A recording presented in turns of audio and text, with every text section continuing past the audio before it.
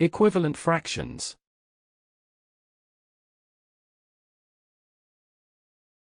Equivalent fractions are those fractions that, despite having different digits in the corresponding numerators and denominators, represent the same part of the whole. For example, fractions 1/2 and 3/6 are equivalent fractions as both of them represent 1/2 of a whole. Look at the following figure, where these two fractions are represented through colored slices of equal-sized circles. We have the following shown on screen.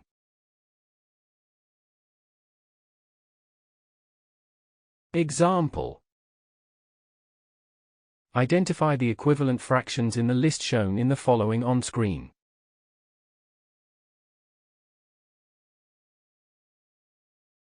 Solution.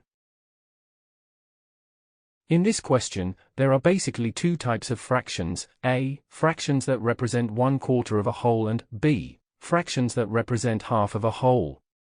Fractions that represent 1/4 of a whole include the following shown on screen. On the other hand, fractions that represent half of a whole include the following shown on screen. How do we obtain equivalent fractions? Well, perhaps you may have noticed in the previous example that if we multiply or divide both elements of a fraction, numerator and denominator therefore, by the same number, we obtain equivalent fractions. For example, if we multiply the numerator and denominator of 1/3 by 2, 3, 4, 5, etc., we obtain as many equivalent fractions as we want. We have the following shown on screen. And so on.